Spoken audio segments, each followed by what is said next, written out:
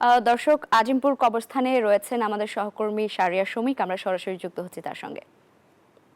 শমিক, অনেকেই তো ঈদের নামাজ শেষ করে তাদের মৃত আত্মীয় স্বজনের কবর জিয়ারত করতে আসেন। কেমন ভিড় দেখছেন সেখানে, আর কারোর সাথে কথা হয়েছে কিনা, কি বলছেন তারা?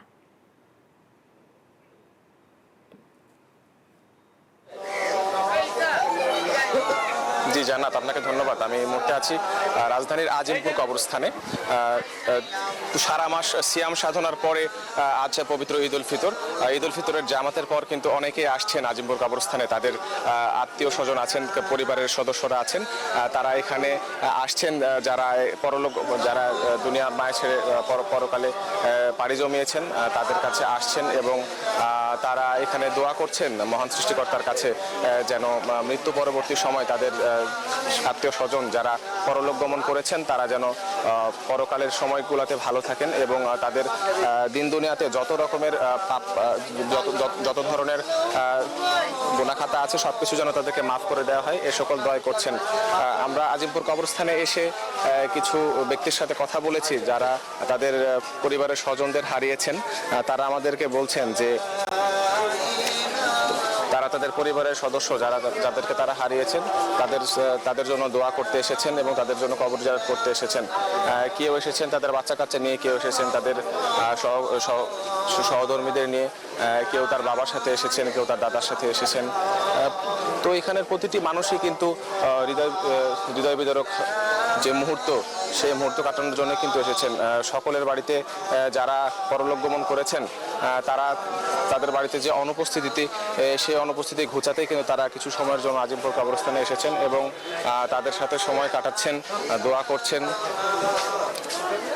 তো আমরা যদি একটু কথা বলি, বান্ডেল থাকলে প্রতি সেনমানিতে টাকা বাঁচবে। বিকাশ সেনমানি বান্ডেল কিনে জিতুন প্রতি লেনদেনে। বলতে চাই যে আমরা একটু কথা বলতে চাই যে আঙ্কেল, আপনি এখানে কার জন্য এসেছেন? আমার বাবা, আমার মা, আমার বড় দুই ভাই, বড় দুই বোন, দুলা ভাই, আমার সবই তো মতন সবার জন্য আসতেন।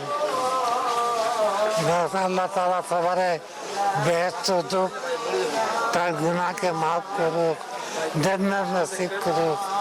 আল্লাহ সবারে ভালো হয় দোয়া করো। সবার মা বাপকে আল্লাহ তারা বেহেস্ত দুঃখ, যারা ইন্তেকাল করেছে, যারা আছে তাদের সন্তানকে আল্লাহ তারা তৌফিক দুঃখ, মা বাপকে খেদমত করে।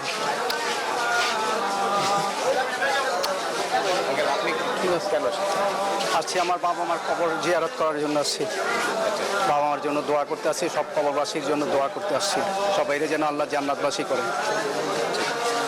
দর্শক, জান্নাত, আপনি শুনছিলেন যে এখানে বিভিন্ন ধরনের মানুষ এসেছেন। তারা বলছেন তারা তাদের বাবা মার জন্য দোয়া করতে এসেছেন, তারা তাদের বাবা মার জন্য দোয়া করছেন, তার সন্তানের জন্য দোয়া করছেন এবং তারা দুঃখ ভারাক্রান্ত মন নিয়ে এখানে আছেন এবং অপেক্ষা করছেন।